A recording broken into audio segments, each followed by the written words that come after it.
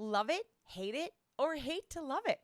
Social media has been dominating the marketing world for years, and today is no different. Hey there, and welcome to the Ultimate Hangout, where I dish out all of my juicy secrets of the social media world, growing your online presence like a pro. I'm Brandy, your go to girl in the digital universe, and I am beyond excited to have you join me for some serious fun as we explore the wonders of social media together. And for the past 5 years, I've been on a mission to uncover the tricks of the trade that not only work for me, but also help my clients shine in this digital world. So, what's on the agenda? Well, pretty much everything. From sharing tips on crafting killer content to demystifying those tricky algorithms, whether you're a seasoned pro or just dipping your toes into the digital pool. This podcast is your safe space to ask questions, share ideas, and learn alongside a supportive community. Grab that cup of coffee, cozy up, and let's get ready. Let's Be Social isn't just a podcast, it's a celebration of creativity, connection, and the world of online communication. Here's to learning, laughing, and leveling up together. This is your Let's Be Social podcast. Do you know what no one tells you about personal branding? It's not about being more visible. It's not about posting more. And it's definitely not about turning your entire life into content. The most freeing thing I've ever learned in business is this: your personal brand is not your personality. And once you understand the difference, the pressure lifts, the burnout softens, and honestly, your content gets better. Hi, I'm Brandy. This is Success on Social. Let's get social. And today we're talking about the reframe that changed everything for me. Let's get into it. I want to talk to you about something I see everywhere, and honestly, something I used to do myself. The version of you that feels like you have to share everything: your weekend, your struggles, your real time feelings. I know your heart is in the right place. You think that's what makes you relatable. You think authenticity means access. You think the more people know about you, the more they'll trust you. And that trust turns into sales, right? Here's what I've had to learn the hard way: that's not authenticity, that's performance, and it's exhausting. When I first started building my online presence, I thought being real meant being unfiltered. I shared the hard days, I shared the wins, I shared the behind the scenes chaos. And you know what happened? My audience loved it. I mean, at first, but I was burning myself out trying to be on all the time. My personality became my job, and that's not sustainable for anybody. The version of you that posts through the tears, the documents, every setback, that treats your life like a reality show. I know you mean well, but you're not building a brand.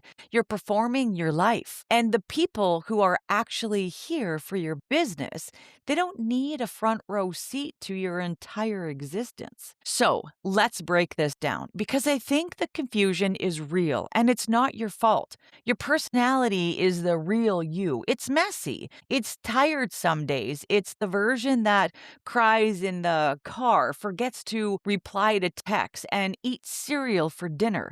Your personality is whole and complex and honest, and it belongs to you. It's not a product. Your personable brand, I mean, that's different. Your personal brand is the version of you that serves your audience. It's still you. It's not fake, but it's focused. Think of it this way: when you walk into a coffee shop, you show up as yourself, but you don't tell the barista about your childhood trauma, right? Not because you're being inauthentic, because that relationship doesn't need that version of you. The barista needs the version of you that orders a latte and tips well. Your audience is the same. They don't need your whole life. They need the version of you that helps them solve a problem, that teaches them something, that makes them feel seen and compatible. The version is still real, it's just not everything. Your personality isn't content strategy. Your personality is is the foundation. Your personal brand is what you build on with intention. Now, here's the part where I hope you exhale, because this is the piece I wish someone had told me years ago. Ready? You don't owe the internet access to your whole life to build a business that works. Say it with me. I don't owe the internet access to my whole life. The relief you're looking for, the thing that's going to stop the burnout, it's not in posting more, it's in sharing less and being wildly intentional about what you do share. I want you to think about the people you admire online, the entrepreneurs that you follow, the ones whose content you actually look forward to. Do you know everything about them? Do you know what they did last weekend? Do you know their relationship struggles, their parenting fails, their 2 a.m. anxiety spirals? Probably not. And you don't need to. You follow them because they help you, they teach you, they make you feel compatible. That's what your audience needs from you too. Not a reality show, but a resource.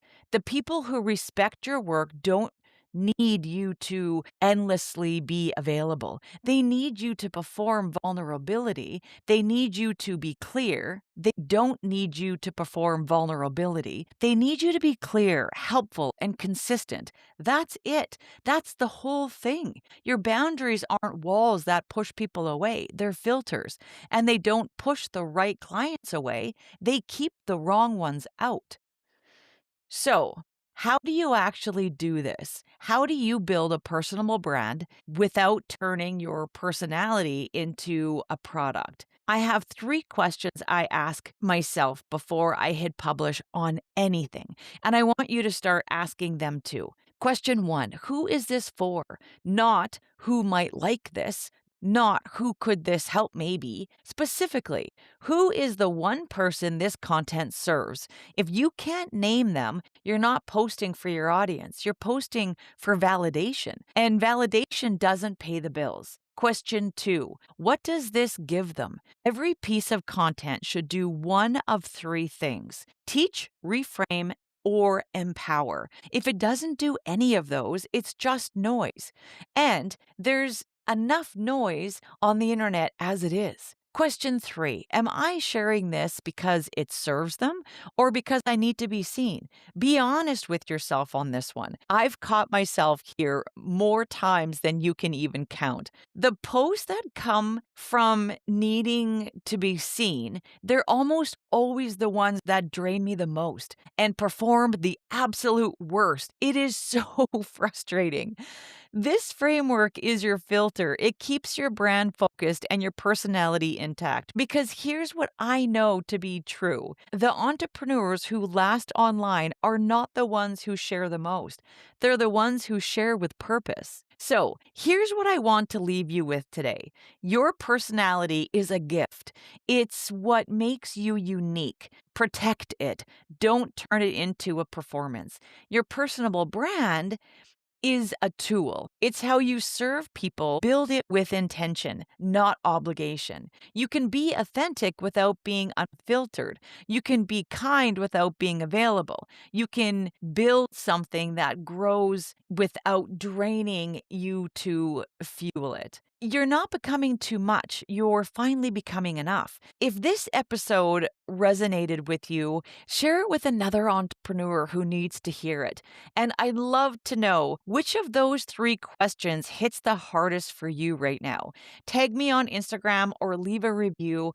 I read every single one and I'd love to hear from you. Until next time, keep building, but don't forget to protect the person behind the brand. Okay, everyone, give yourselves a huge pat on the back for being part of another fantastic episode of Let's Be Social.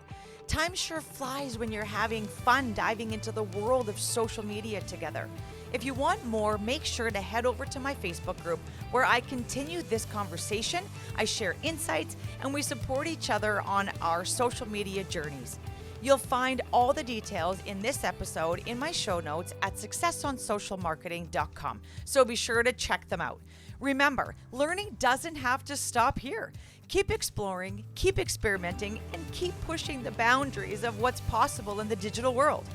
And if you ever need a helping hand or some extra inspiration, you know where to find me.